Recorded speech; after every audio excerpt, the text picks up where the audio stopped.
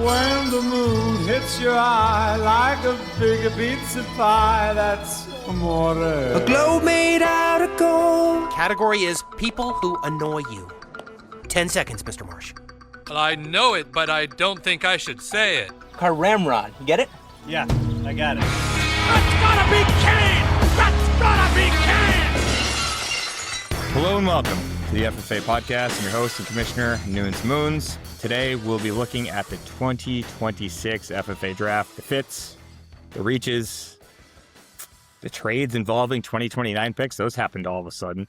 And hopefully we will get some information on the players that the Libs drafted the rights to. Joining me to hash it all out is none other than the Liberal Tears himself, Andy Tormey. Torm, thanks for joining me. How you doing tonight? Hey, I'm doing great, Dan. Thanks for having me on. I really appreciate it. An absolute pleasure. Historically, the draft, the ensuing trade spike, kind of your Super Bowl in this league. You know, the winning hasn't necessarily been there in terms of the regular season. So I figured this is definitely the time to get your analysis in here.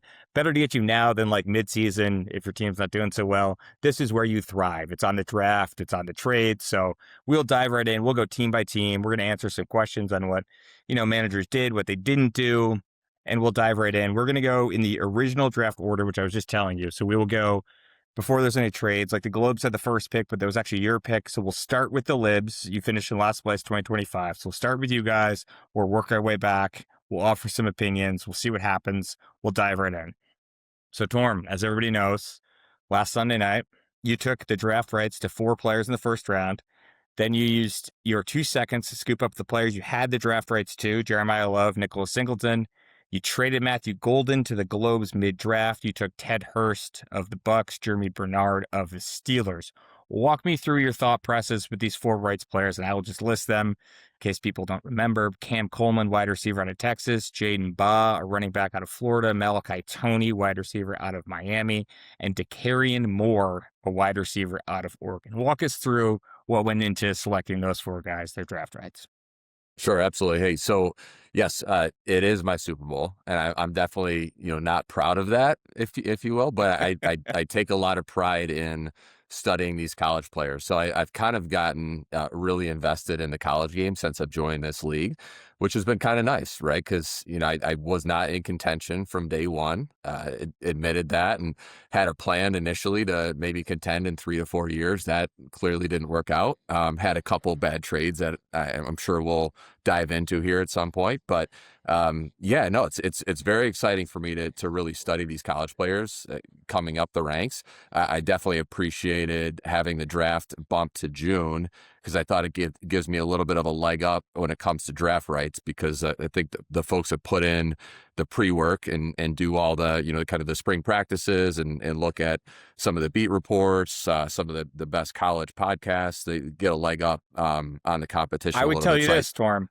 Yeah. I know there are some teams that disregarded draft rights altogether, even though this was the last year to do draft rights. Who knows if that rule changes in the future. Some teams removed that from their considerations altogether. And I think that move to June, like you mentioned, had a lot to do with that. But how did you land on these 4 guys? Obviously, some of these guys aren't draft eligible next year. Like if the skeptics looked at your 4 picks, skeptics being me in this situation, clearly. Not that these guys aren't all going to work out. We can get into how the rights players have fared in the past, but I see you taking 2 wide receivers that are under 6 feet tall and won't be draft eligible until 2028.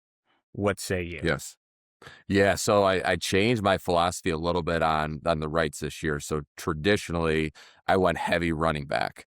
I thought the running backs provide a pretty significant advantage in this league. A lot of the people that have won it and have made the playoffs consistently have a pretty good stable of running backs.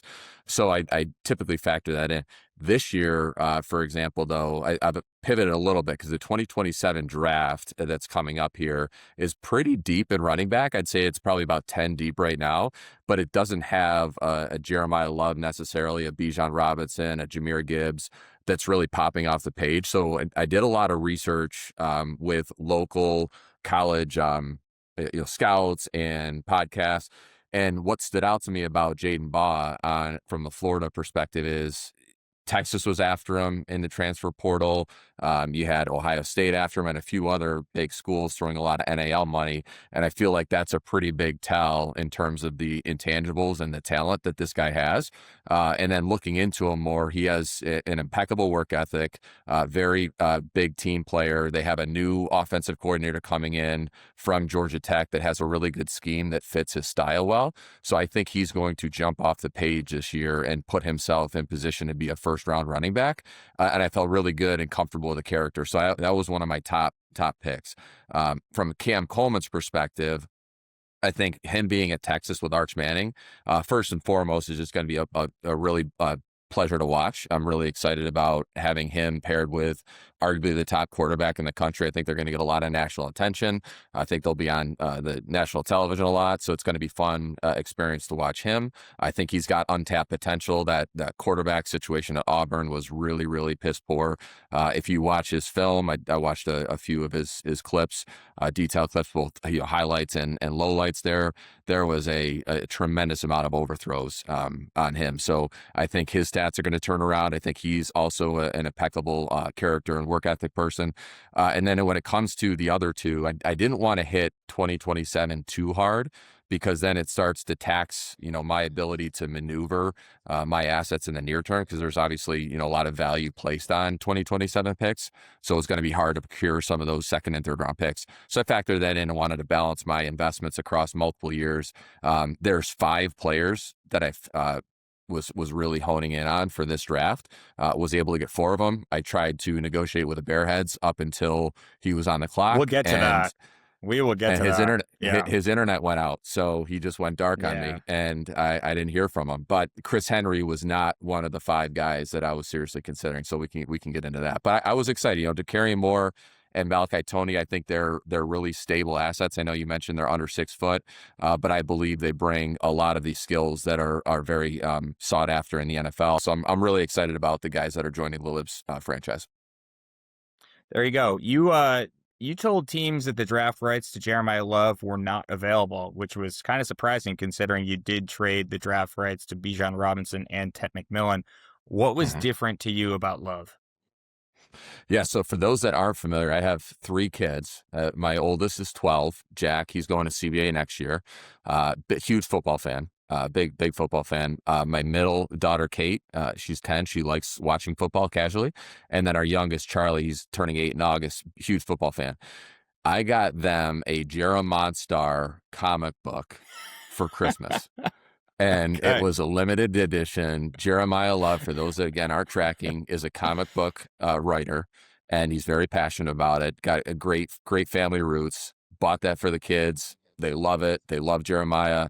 So he's staying. He's not going anywhere. So that was, and the other part of my my managing of this team is I do let emotions get in the way of things.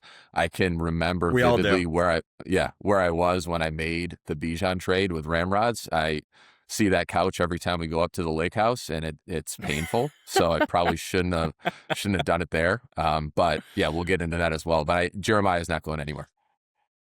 There you go. All right, quickly before we move on to spell, I'm just going to read the players you have drafted the draft rights to since joining the league.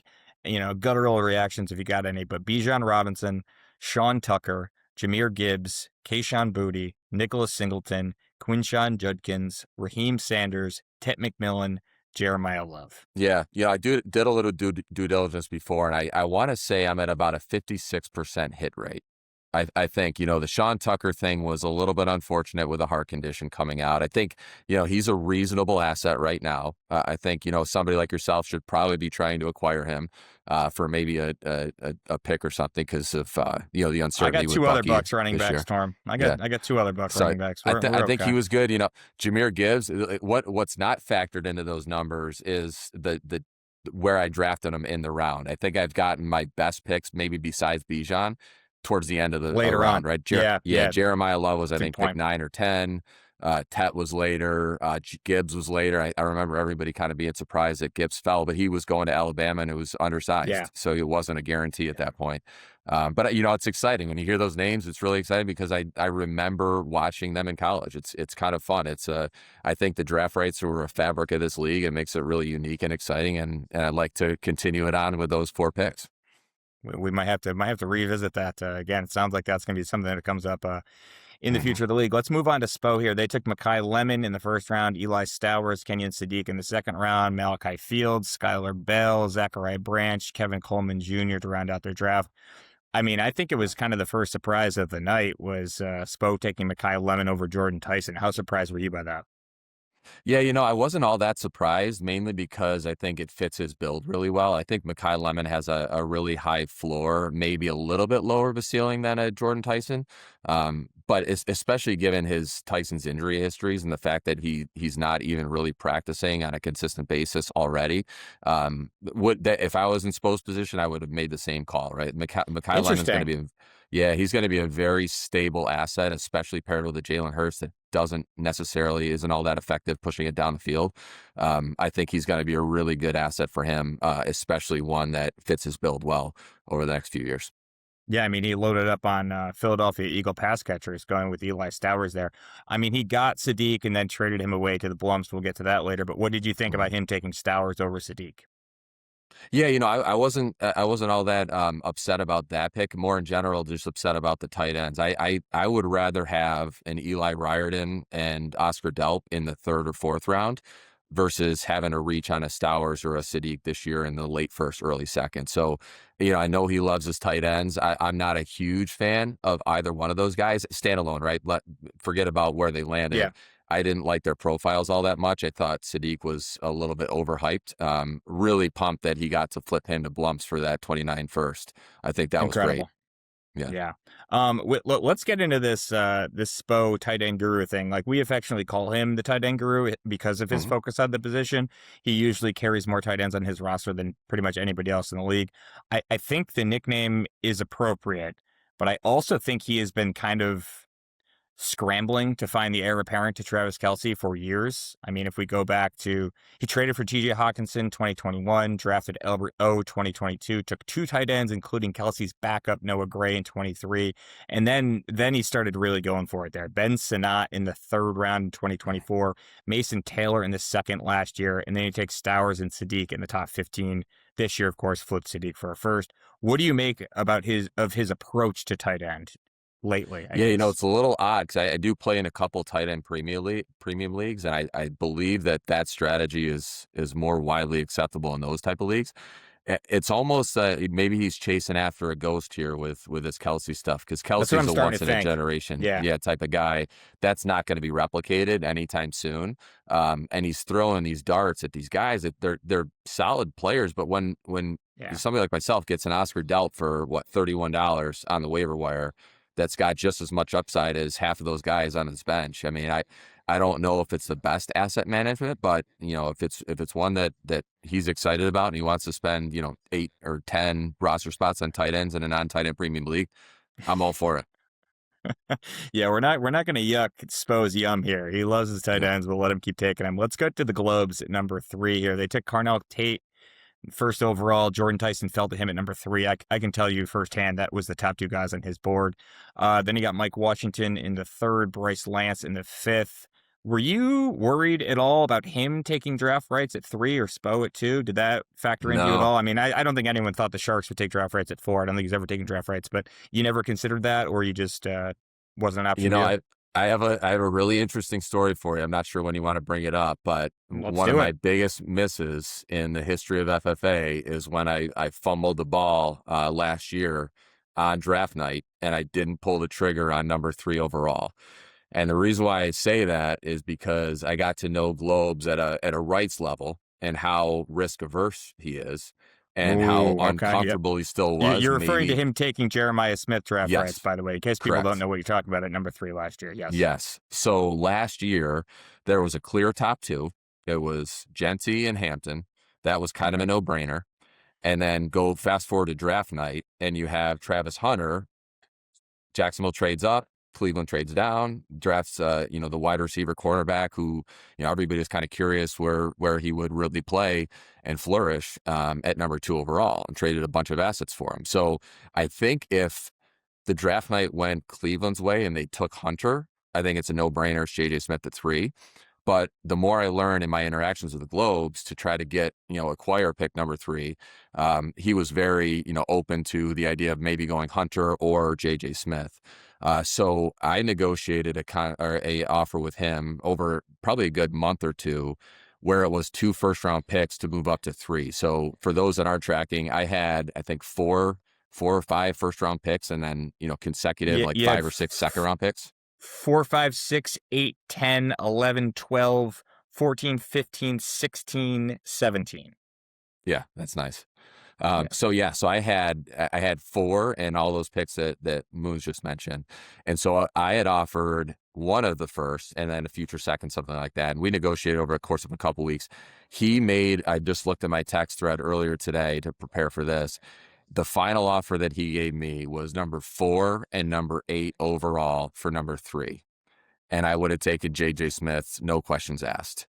And it Wow. burns me to this day. So Wow. was Missed a tough opportunity. one. And he was on the clock. I could read the text back. He says, these picks are going to come off really, really quick. It was about an hour and 10 minutes before the draft. Mhm. And I just said, you know what? I'm going to pass. Let's see how this plays out. Because you And didn't think he would do it, right? No, You didn't think I he'd didn't. go. Okay.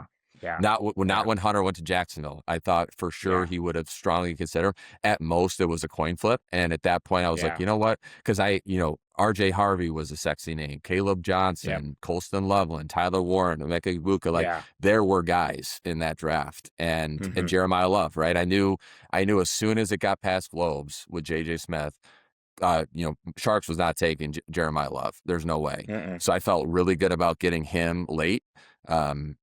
And I didn't think he was going to take a tight end either because he had Kincaid. But anyways, so that was the Wow. biggest one that got away. That one hurts. That one Man. hurts. Okay. All right. Well, I'm sorry to bring up sore wounds like that, but I know. let's get into some more of the Globes from recent weeks here. He's made a couple trades here. He traded with Tiz. He got Isaiah Likely for a 26 second and a 27 third. And then he got Matthew Golden from you for a 27 second, Ted Hurst and Jordy Bernard, essentially, who you took in the 3rd and 4th round. What do you make of those 2 deals? You could take them individually at the same time. What do you think? Yeah, so first on the Likely thing, I mean, he if I'm not mistaken, he's a Giants fan, right? So I mean, go get your guy, right? He's Tiz got also a lot of Giants fan upside. now. Yeah. So, he's got a lot of upside. Likely there's really no other tight end competition there. Neighbors is going to be out for a little bit. I like the idea of stacking, wide receiver and tight end assets on the same team, especially if you have as much vested in Malik Neighbors. He's gonna absorb some of that vacated target competition while Neighbors is out. And then, if it works and Jackson Dart's the guy that a lot of people think he is, then he's got 2 premium assets on a really up-and-coming offense. And then the Golden trade, I have another good story about the Golden trade. So we were coming back on Sunday night from my daughter's lacrosse tournament. She just won the championship there. So we're all on a high. And my sons, they are very invested in FFA, as Grazi can attest to. And so they sat with me during the draft. And it was anticlimactic for them because, I'm typing in my draft rights. You couldn't click any buttons, right? It's, not the most fun thing. But as soon as Ted Hurst started falling, I'm like, guys, Hurst is falling. We got to get back in this thing, man. We got to get in this action. So I'm texting just, off the, the cuff here, all these different offers. And I remember about a week or so, I got offered Ricky Pearsall for Matthew Golden, and I turned it down, and I was like, oh, Globes might be on the Golden train still. Yeah. And I like him, but I don't love him. And so that trade came together pretty quickly, as you can attest to. Right, we had to pause the draft there because the deal was originally for the Mike Washington Jr. pick, but since that wasn't the guy I was really targeting, I was okay just taking the later picks. So it worked out. You got the guys you wanted. It wasn't a hindrance. Yeah, I think the problem is, I think we got to figure out our Wi-Fi situation here. I mean, we have the commissioner name only and Spo at headquarters there. They don't have the internet. We got the Canes and the Globes drafting from their phone at Tully's in Fayetteville. We got to figure out something here with the internet in this league. I don't know. Draft night's pretty crucial here. You don't have time to get a deal done and make some things happen. But I do think the Globes certainly look like they're on the right track in the rebuild here. I don't think they're going to finish in the bottom 3 for a 5th consecutive season. I think they could be a little feisty this year. We'll move on to the Sharks here. They took Jadarian Price in the 1st, Antonio Williams in the 2nd, Chris Bell in the 3rd, Chris Brazel in the 4th. Torm, what did you like? What didn't you like? I thought that was very cookie cutter, right? I mean, very predictable. Yeah. First round running back. Not good, not bad, right? I mean, his hand was kind of forced, right? If you're not really considering draft rights, you're not going to take a Browns receiver over a first-round running back on the Super Bowl champions. So I thought that was a smart play. He played the hand that was dealt to him. I thought Ramrod did the same thing. But Price as a player, I watched obviously a lot of Jeremiah Love last year. I'm not sold on the guy's ability to be a 1A type of running back in a committee. I think he's got some good tangible skills, but when you talk about a Zach Charbonnet, I think he's going to eat up the goal line. I think he's very reliable. I think Jadarian Price has a lot to prove, and I'm not sure he's going to get the opportunity to prove it, given that the team that he was dealt to. What did you think of the Sharks sending Mike Evans to the Canes for a 29 first? I was shocked, man. That was one of those trades where I was like, I am disappointed I wasn't in that action, because I was trying to get that 29 first. And it just wouldn't work out, because I couldn't send over Brian Thomas Jr. for that. I wasn't going to move anybody else, and we didn't really match up well with my assets and his. But man, oh man, is it nice to get a first round pick for a guy that's on the back end of his career. But you know what? Canes is going for it. You got to give it to him. He's going all in. Well, we'll get the Canes' perspective on that when we get to the Canes. I'll say this for the Sharks. I thought they got great value, obviously, as you mentioned. If you squint at that Sharks roster, you can try to talk yourself into things coalescing, but I think the prudent decision was just take the value when you get it. You can't turn down that kind of value. The question now is do you think that changes the trajectory of his franchise? Do you think he should just start selling now? Do you think he should put Josh Allen on the block, Javonte Williams on the block? I don't think he will do this, but if this is you and you make that first domino of hey, I just scooped up a first for Mike Evans, should he then try to, mortgage what he has and build for the future? So not to give away too many secrets, but if I'm him and I'm looking at Garrett Wilson on my roster, and probably going to be a tough year this year, may lose a little bit of value. And then the Jets have 3 first-round picks in a very deep draft. They're no doubt going to go a quarterback, so that's going to help. But they'll probably go another stud tight end or a wide receiver with one of those picks as well, because that draft is looking really good at that position. Probably not a stud tight end with Sadiq and Mason Taylor, so it's probably looking like a wide receiver. Green, and they took Omar Cooper. I mean, they got, I don't know. Trade as Green, or they could pair up, Jamari Johnson out of Oregon, the Sadiq's buddy there, the other tight end. I mean, those two are studs. So I wouldn't put it past them if they fall. But anyways, my point is, Garrett Wilson is a potentially diminishing asset this year if things don't go his way. I'm looking at the Bearheads roster, and he's staring down the barrel of a rebuild. He's not deep at wide receiver. You got a Dunze who's got a busted foot. Zay Flowers is his only really reliable option, maybe besides Godwin, but still he's had his injury troubles. I'm looking at maybe 2 first-round picks plus a second on the Bearheads roster to flip him Garrett Wilson and really start that rebuild. Then he could get some pretty good assets for Javonte Williams, hang on to Jonathan Brooks, I don't know if he's going to get the value out of Josh Allen just because it's hard to trade quarterbacks in this league. Yeah. But I would seriously try to flip Garrett Wilson for 2 to 3 premium assets. I love it. I would call that one in right now. 2 first and a second for Garrett Wilson. I don't think the Bearheads would do it, but they probably should. He would hand it off for about a month and a half, and then he'd probably do it. Yeah. He'd offer a second, and then that's about it. Right. Let's get to the Blumps. They only had 1 pick, Elijah Surratt in the 5th round. Not that much to talk about there, but you knew, Torm, they would be itching to use those 2029 picks as soon as they were made available. And shame on all of us for not trying to jump on that train and acquire those. I got his 2028 one pretty quick last year with DeAndre Swift, but they traded their 29 first to Spo for Kenyon Sadiq, which we mentioned. They traded their 29 second to you for a pile of garbage, Brashard Smith and Kyle Williams. Can you try to explain? Young garbage. Can you try to explain the Blum's thought process here? Just attempt to get in that psyche. First things first, I'd like to put Canes in this category, but after my sons and I watched Ted Hurst film after we got him, I was like, guys, we got to lock back in here. The draft's not over, right? Even though this draft is over, there's going to be trade offers from a couple guys flying in. We got to be ready to pounce. I look at my phone and I got a Rashad White and Ollie Gordon for a 29 second. I'm like, nice, but I think there's more here. Added the first round pick flip because We'll if get you to look at that. Canes We will roster, get to that. yeah, we'll get I to have that. questions about but that. Blumps, I have questions about I that. feel bad for Blumps. So Canes is going for it. God bless him. He's got his vision. But Blumps Similar is just track, like a these fish two out of teams. water, man. These two Yeah. teams are that they're maxed out to the future. As soon as they get the new assets, they try to pawn them off to rebuild the roster for this season. So it's kind of like they're in this vicious cycle. It reminds me of the Saints years ago. They're just like pushing the money forward, back, and eventually like the bill's going to come due. But they would tell you, no, it And doesn't. you know We what? keep getting these picks to trade. Right. But you know what? For Blumps, he's got all these convicts on his roster, right? I mean, you got Rashee Rice, who's it just got out of jail after rehabbing his knee. Quinshon Judkins beating his girlfriend. You got Jordan Addison with the speeding, right? Yep. And I'm sure there's like 4 or 5 other guys on there that are really bad news. DeAndre Swift doesn't like playing football anymore, right? So I mean, he's teetering on disaster. And he's got no tangible assets to really.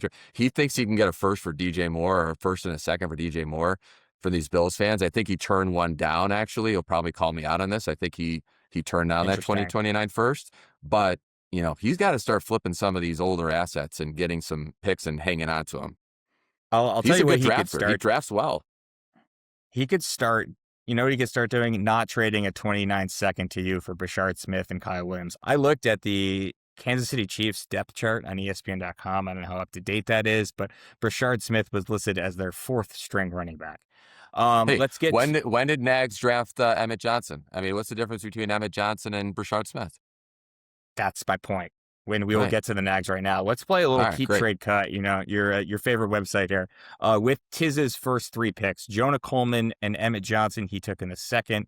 Deshaun Stribling, I hope I'm saying that right, in the 3rd, the wide receiver by the Niners. So keep trade cut. What would you do with those 3 guys? I like Coleman. I do like Coleman. I think he's better than RJ Harvey, who I had to draft in the 1st round last year. But I would keep Coleman. I would trade Stribling after he has, the 4-catch, 110-yard performance week 1 of the preseason. I would flip him because I think Pearsall might be a decent asset. They got, Mike Williams there, or Mike Evans there. Mike Evans, yep. And Kittle will be back. And then, is Emmett Johnson was the last one, right? I just don't see it with him. I think they're going to feed Kenneth Walker. And if that doesn't work out, they're going to throw the ball. I don't see Emmett Johnson working out, so I'd cut him. Yeah, I think I would also keep Coleman, but I see him more as the heir apparent to the J.K. Dobbins role, not necessarily. I think R.J. Harvey is the 1B running back in that backfield. Obviously, you and I had a trade involving him, so our opinions probably differ there. This isn't that sexy, but I literally, in the order he drafted them, I would trade Johnson and I would cut Stribling. I would trade Johnson because there is apparently this fascination with let's get a backup running back on the Chiefs by people in this league. If Brashard Smith's going for a 2nd round pick, like I would trade Emmett Johnson and see what I can get for him. And then I would cut Stribling just because who the hell knows what's going to happen. There's an asterisk on that trade. It's with Blump. So it's not that's not the market value. That's a good point. Let's get to the Canes, who are very similar to the Blumps, as you alluded to earlier. They didn't have a lot of draft capital. They took 2 guys shortly after the draft, including Ty Simpson. They took maybe a good stash and hold for them. Who knows? They are a Stafford team. So shortly after the draft, like we keep talking about, like it is trade season, like you wouldn't believe, once the Blumps and Canes get these picks. So they made a couple trades, including 2 trades with you. And in both trades, there is a pick swap in 2029. You mentioned the first one where you had a 1st round pick swap in this Rashad White deal. And then there's the TJ Hawkinson, Michael Mayer swap with 4th round picks that are swapped between the 2 of you. So who initiated these swaps where you're swapping 1st, swapping 4ths? And I assume you think your team is going to finish ahead of the Canes in 2028, or else you wouldn't have done these swaps. I mean, I better. We have bigger problems if I'm not ahead of Canes in 2028. But yes, I initiated both of them. Both of them. Okay. Both of them. Yeah, no question. He was a target of mine in terms of roster construction for 2029. I'm all over that, right? One of the guys so I mentioned earlier. Go ahead, please. Yeah, I mentioned earlier, I was looking at 5 guys, rights. The 5th guy that I didn't get because Bearhead's internet blew is in 2029. So I want that 101. Okay. I think I got it. You think Canes are going to finish in last place in 2028? Oh my goodness! That's the strongest take of the night. I would put money on that right now, very confidently. Wow. Yes. Okay. Yeah, for sure. We could probably do a whole podcast on roster evaluation. We did mention the Mike Evans two Sharks, or from Sharks, two Canes for the 2029 first. You mentioned you liked how this was a win now move for the Canes? I love it. Yeah. Yeah. I mean, especially for 2029. Oh my goodness. Mike Evans isn't playing in 2028, is he? I mean, this is an obvious connection, but I feel like we need to say this before we move on. But like, he did get lightning in a bottle last year with the Devontae Adams trade with Spo, sending a future first for Devontae Adams, who then I believe led the league in touchdown receptions, or was close to leading the league in touchdown receptions. So he's trying to do that again, clearly, with Mike Evans, and it could work out for him again. Who knows? So good for. I hope he wins it all this year. I hope he wins it all this year. Get you, my goodness. All right, let's get to the Moons. Denzel Boston in the second, a Browns receiver slipped. Caleb Douglas in the fourth. Someone in Miami's got to catch the ball. Eli Raridan in the fifth. You mentioned him. Also drafted two non-rookies. Drafted the first non-rookie, pick 28, when we selected Chris Rodriguez Jr. to shore up the non-LaQuint Allen portion of the Jaguars backfield, because, of course, I got Bashal Tutin from you in a trade that we will now revisit. So 2 months after our deal, which was Bashal Tutin and RJ Harvey for my first round pick, the 8th pick, which you used for the draft rights to DeCarrion Moore. How do you feel about that trade 2 months after the fact? Mm-hmm. Yeah, I think we touched on Harvey a little bit. I'm not a huge Harvey fan. I think he's got a lot of work. I think he's pretty limited as an NFL running back, especially. I in like Peyton the pass offense. catching ability. Yeah, I think he's a decent pass catcher there. Yeah. But as far as Tutin goes, he was the jewel that I didn't want to give up. I really like Bashal Tutin. I think he's very, very exciting player. I think the challenging part for him is going to be the front office there. They've been very aggressive in trying to get another running back in. I think they fell a little bit short with ETN and a couple other guys, Dobbins, that was rumored to be interested in going to Jacksonville. So I think they fell back in their comfort zone and got Chris Rodriguez, who played with Cohen back, I believe, in Kentucky. Yep. So I think he's a decent running back. I think the table is set for Bashal Tutin to be a rock star in this league. I mean, if you look at the Bills playoff game last year, he had 4 carries for 51 yards, like a 12-point-something average. They didn't give him the ball at all.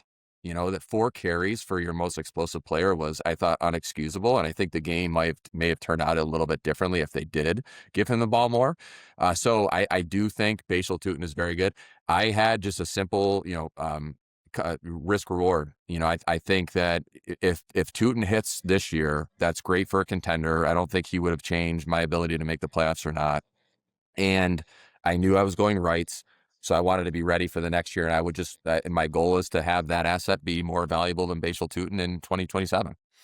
There you go. I think that tracks. It potentially a win-win here if DeCarrion Moore turns into something. And I try to, it's almost like what do they call it? Chump insurance. That's why I took Rodriguez in case he becomes the guy in Jacksonville. I almost had to do it just to cover my own ass there. He should not have been on the waivers for sure. I mean, if we were able to pick him up, right? I would have probably spent about maybe 75-80% of my budget on him. I had a feeling you may have drafted him, but I'm sure glad you didn't there. So that one I think worked out in the Moon's favor. We'll see what happens with Tutin this year. Let's get to Ramrod. Hey, one thing on Boston though. Oh, please go ahead. One thing on Denzel Boston. I mean, for those that aren't tracking, he's getting a lot more hype at camp right now. And I know, granted, it's just spring ball, but a lot more hype than KC Concepcion. KC's got a lot of drop challenges. He had drop issues at Texas A&M. Denzel Boston is catching everything, and he looks like a beast out there. So that could be a big steal. I have seen the positive reports from Denzel Boston. I was very happy. He was there at pick number 18. Big thanks to you for using 4 picks ahead of me on draft rights and another pick in front of me on executing draft rights. So that helped me get him at 18. That was excellent. So Ramrod, like you mentioned, 2025 runner-up. They needed depth. Everyone knew that. They got KC Concepcion, who you just mentioned, and Omar Cooper, and then they took a slew of running backs in what we have all been told is a bad running back draft.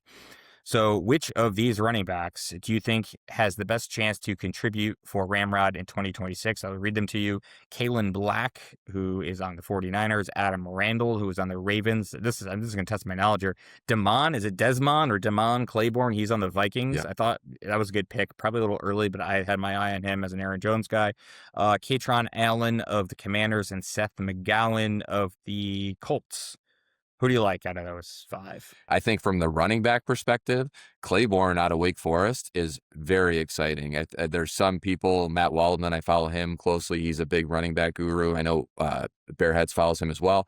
He's pretty high on Claiborne. And I think if you look at that room, he's got a year to prove himself, right? Because Mason hasn't done anything. Aaron Jones is on the talent of his career. They're probably not going to make the playoffs, so they might give him a few weeks to show what he's got before they make a decision to draft a running back next year. So I would say Claiborne's the guy with the most upside. I think the safest bet is probably Katron Allen. I think he showed at Penn State that he's very consistent. He can get it, knock the ball in from the 5, in the red zone. I think he's going to be very beneficial there. That's another reason why I was a little bit more willing to part with Rashad White.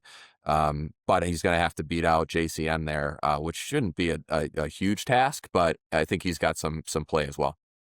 Yeah, I would have picked Katron Allen there. I echo your sentiments about Claiborne. If he was there at 28, I probably would have taken him. But I would go with Katron Allen just because I think he's got a good chance to earn some early down goal line work with the Commanders because the competition isn't that stiff, at least in that perspective, because I think Rashad White is probably going to be your pass catching back. Let's get to the Bearheads, last team on our list. The commission in name only. They were allegedly shopping the number 10 pick. Allegedly. But as I predicted in the previous podcast, he wound up selecting draft rights, and the rights he took were to Chris Henry Jr., who has yet to play it down in college. What were your thoughts on that selection? You've already mentioned he was not one of the 5 guys you were targeting. Mm-hmm. Yeah, I was kind of shocked by that selection. I mean, especially when he just drafted Ryan Coleman Williams, formerly Ryan Williams, the year before over Emeka Egbuka. I thought for sure he would be a little bit gun shy with rights, especially wide receiver rights. And to take that a step further, somebody that's never stepped on the field, right? I know he's a 5-star, but so is DeCorian Moore. He was a 5-star, and he had a disappointing year last year. Granted, I still took him in the first round, but there's a lot of risk there, right? I thought for a team that needed some win now pieces, there was a specific owner that I know personally had a pretty good offer in his inbox, multiple offers in his inbox, and he blames it on his internet service for not being able to respond in a timely manner. And some people would say he crumbled under pressure a little bit when he's on the clock.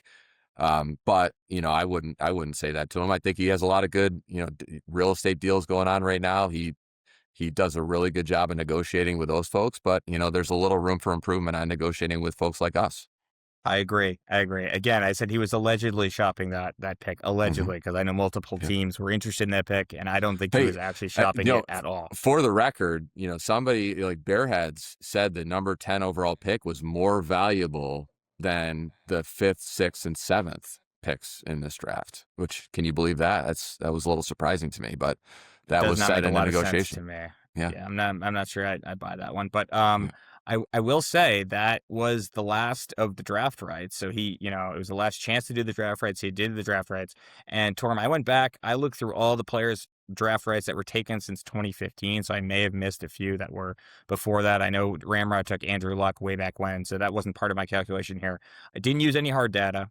I just kind of used my eye tests to kind of, see a guy, was it worth it, made my own conclusions. If I had to go back and find some sort of numerical peg, I could, but I didn't. So I'm going to get that out in front. But either a guy was a hit, he was worth it, or he wasn't a hit.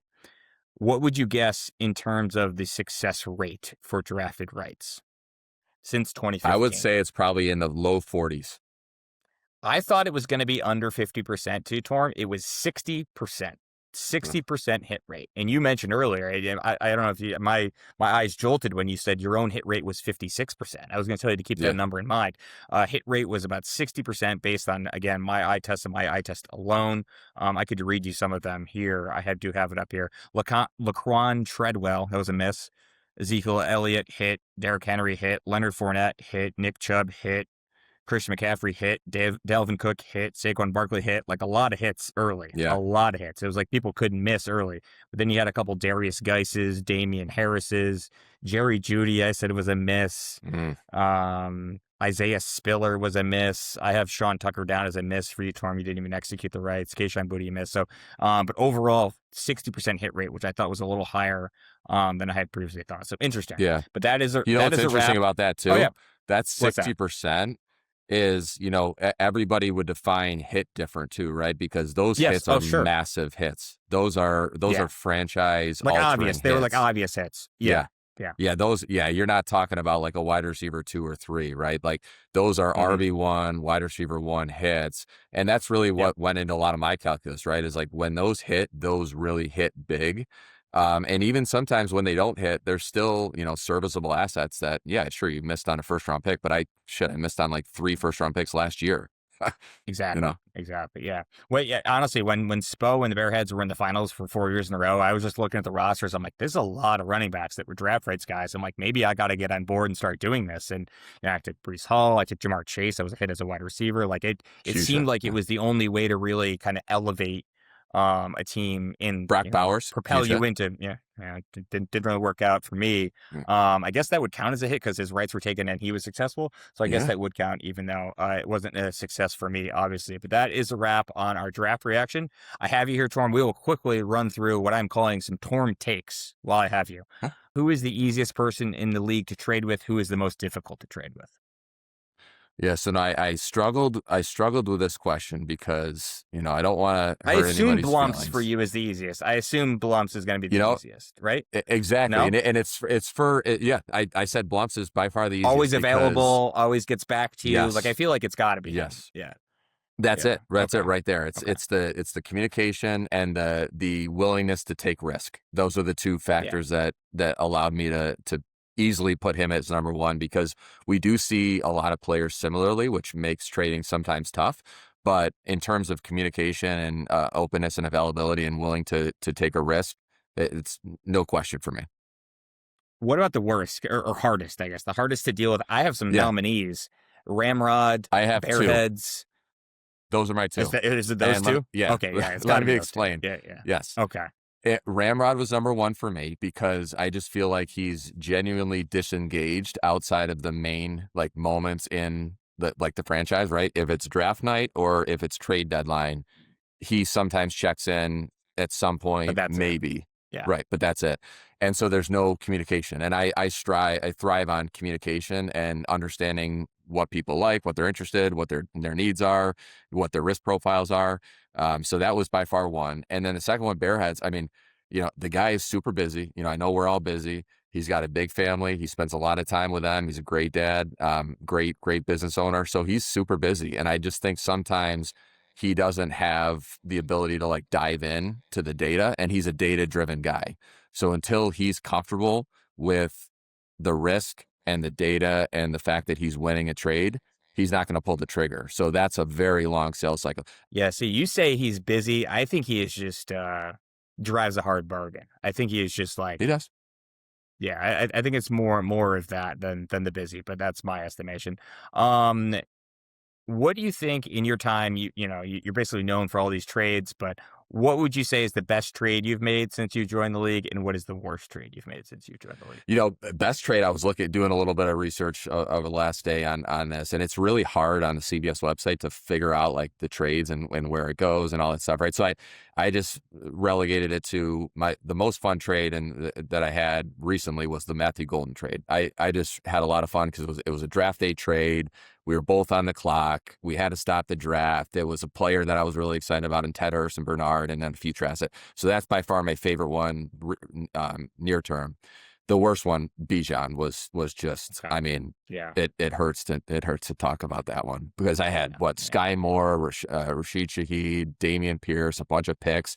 I was excited about every one of those players, and I thought, you know what, Bijan, how can he cut like this sustainably? Somebody's going to clip him, and he's going to have to take a year or two off. But that was by far my worst one. Yeah. You mentioned how Golden was your favorite one. Do you have one that you think worked out the best in your favor as a best trade? Jeez, or I think to be determined. However, I got the pick from. I'd say I wrote this one down, so it's so complicated. The trade with Spo a year or two ago when he traded up to get Brian Thomas Jr. and Xavier Worthy, and then I got all of these assets. Yeah, I got the 17th overall pick that year, a 4th round pick, 2 firsts the following year, so 2025 first and a 2026 first. I got Godwin and then a few thirds. And those Yeah. first were Emeka Egbuka and, now Jaden Baugh. So I'm excited about that one. And I got BTJ back. I was saying he used one of them on Brian Thomas Jr. and you got him back. And the other one was on Xavier Worthy. So yeah, I think that's probably a good nominee for you. Pretty good. Yeah. Pretty good. Yeah. All right. Some pretty bad ones. But... There's some bad ones. There's definitely some bad ones. If you could implement one rule change in FFA, what would it be and why? Yeah, I'd say, you guys all know that I'm preferential to the rights. I just think it's such a fabric of this league. I would hate to see it, dissipate for too long. But, and I know that's sensitive, so I didn't want to just have that answer. I think the other one I would love to see, and I know we've talked about this in the past, is a potential transition to superflex, meaning start 2 quarterbacks. I think, at any given week, we have 10 quarterbacks that are making a difference on the wins and losses of our franchises. I think that's, woefully underserving the market. I think if we bump that up to 20, and so you have, a majority of the NFL making an impact on our wins and losses, I think that makes sense fundamentally. So I would love to see something like that happen. Interesting. Yeah. I mean, I think the way I see it is I don't want like a terrible quarterback to be affecting my fantasy outcome that week. But I also see the other side of the argument is like the position of quarterback matters more in real football. So the position writ large should matter more in fantasy. And the way to do it is to start 2 of them rather than 1 of them. Like I understand that argument intellectually. I'm not sure if we will get there, but I am certainly open to the argument. Couple more before I let you go. Prediction time. I have you here. Probably won't have you on again before the season starts. Give me the 4 teams you think are going to make the playoffs. Yes. So this was a fun one. I think Ramrod is well entrenched. I think yourself, Moons, are well entrenched in the Bearheads. I think all 3 of you guys are locks. I think you guys have depth. I wouldn't say locks, but I think they're safe picks, but I wouldn't say locks. A lock can happen in this league, but yes. Okay, who's your 4? Smart managers. I think you guys are in pretty good standing. The last spot, I'm giving to the Globes. I think he's savvy. I think he's been very patient. My son's going to CBA next year. And I think he's he's got, in our orientation, Great math I walk out of, department. I walk out of the classroom and I look at, I see, Conroy next. I'm like, this is crazy, man. But, I think Lopes, all jokes aside, I think he's done a great job building the roster. I think he's got stud talent, young talent, depth. He can make trades like Isaiah Likely if he sees an opportunity to improve his roster. I think it's great. I hope he makes it. Yeah, I think the biggest weakness on his roster is just running back depth. Like he's got Genty and Hampton, and then there's a lot of kind of a glaring need after that. But it is an up and coming roster for sure. I agree with that. The other teams I think in the mix, like if the Canes made it again, wouldn't be surprised. The Blumps made it, wouldn't be surprised. The Nags wouldn't be surprised. And that's 7 teams right there. I think the only teams that would surprise me, like I'm pretty sure Spo is going to be in last place this year. I think that's a safe bet.